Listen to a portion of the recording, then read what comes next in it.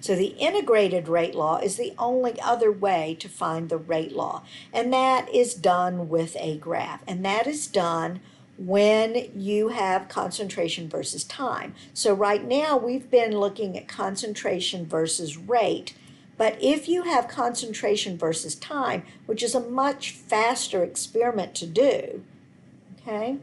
Actually, you did do a concentration versus time when you did the magnesium and the hydrochloric acid. You dropped the magnesium into the more concentrated acids and timed it and graphed it. And that comes out very, very fast. So you want to make sure you're looking at your data. So here are the equations given to you on your equation sheet. And this is why, thank you, Freddie, for giving us the new equation sheet, because the old one did not have this zero order.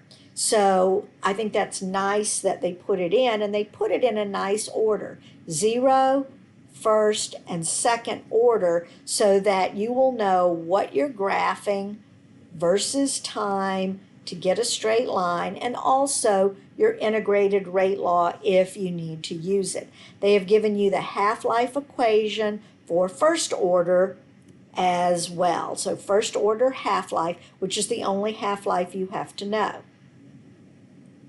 So the integrated rate law compares concentration and time, and it requires a graph. You don't have to graph. They're going to give you a graph. You're going to identify the straight line in that graph. So if you graph concentration versus time, pure concentration versus time, and it's a straight line, it's 0th order. If you graph natural log versus time, and it's a straight line, it's first order. And 1 over concentration versus time, if that's a straight line, then it is second order.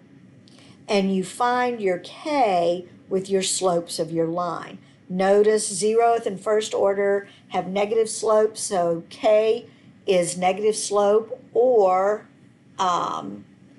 your slope is negative K, either way you want to look at it. And then for your second order reaction, slope is equal to K. Just make sure you know that your K is always a positive value. So if you have a negative slope, just take the positive of that for your K value. Okay.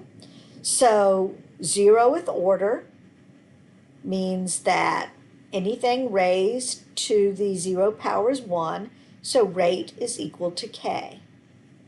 And the integrated rate law of that, which involves calculus that you don't need to know, this equation is given to you. So you can find the concentration at any time if you have the initial concentration and K and time, or you could find K from the slope of a line, or you could find K if you were given these. This is a plug and chug equation. You simply need to know that it refers to 0 order reactions. Okay. So 0 order reactions are the first equation written on that sheet. First order, and what's nice about if they give you the integrated rate laws, you're only going to have one reactant. So they have to give you a graph for every single reactant. So if they had A, B, C, you'd have to have 3 graphs to find the order. So they're not going to do that. So as long as you can recognize the equation, you know from the equation that you're looking for a straight line if you graph natural log versus time. And if you get that straight line, then you're going to be first order. Okay. So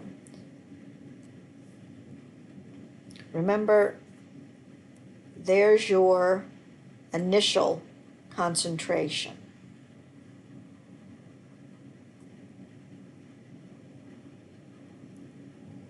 Your slope would be equal to negative K.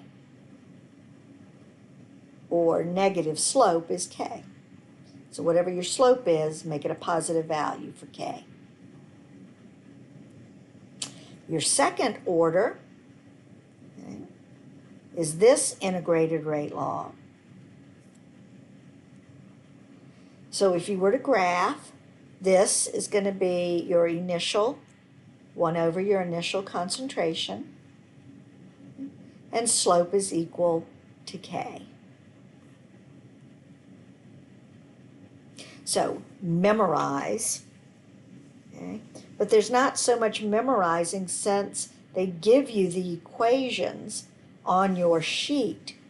So we certainly may have to practice a little bit with you putting these numbers in, but we did quite a bit of that. If you think back, we worked through some problems where you had to solve for the initial or whether you had to solve for a concentration at any given time. So know what you're looking at, know what gives you a straight line. So if they gave you this example, you would see that this is certainly not straight line data. So concentration versus time was not a straight line. So it was not zero order.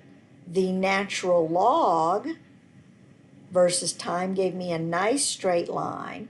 So that would give me first order. And if I didn't remember natural log, I'd look on my equation sheet or my cheat sheet and remind myself. So what's the order here where you've got concentration, you've got 1 over concentration, and you've got natural log, and this is the only one with a straight line, so it's first order. And all you have to say on your answer sheet is that it's first order with respect to C2H5Br because a plot of natural log versus time is a straight line. You can't just say first order. You have to make sure you support it with what was graphed. So 2 types of rate laws. The differential is method of initial rates. The integrated is a graph. It depends on what kind of data they give you. If they give you rate data, you're using method of initial rates. If they give you time or a graph, then you're using the integrated rate law.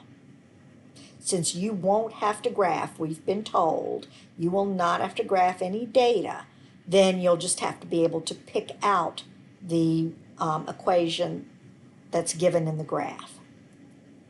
So half-life is the amount of time it takes for half of a sample to disappear.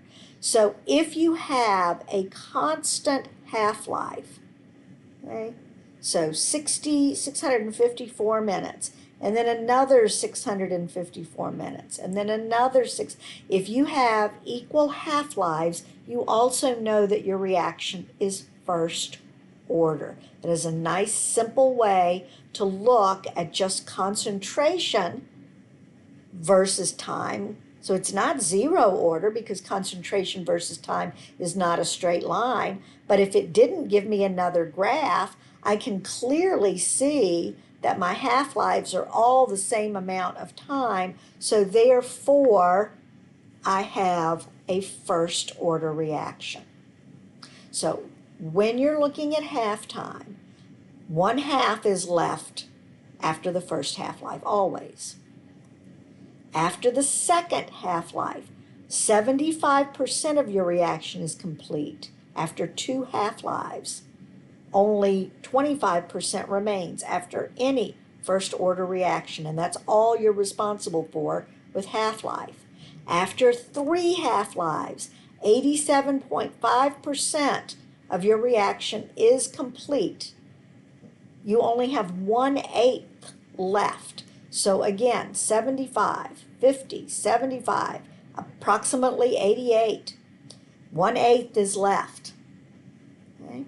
When you get down to 4 half-lives, about 93.7 or 94% of your reaction is complete. You only have 1/16 of your reaction left. So you should be able to estimate how much remains from a first order reaction after each half-life.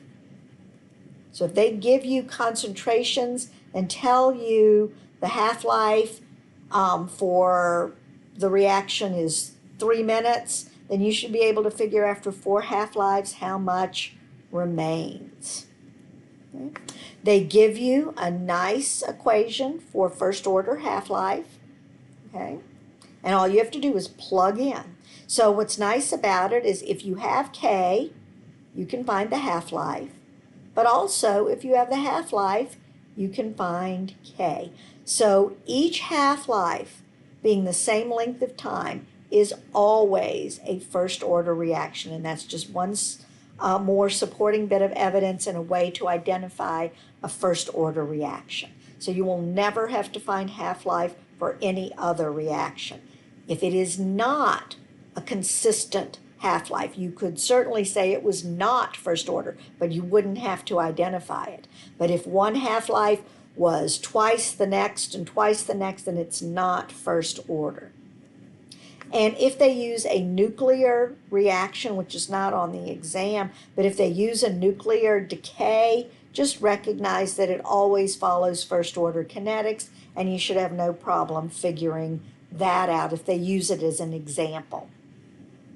Okay? So those are the first several sections of kinetics, and we'll pick up with mechanisms on the next video.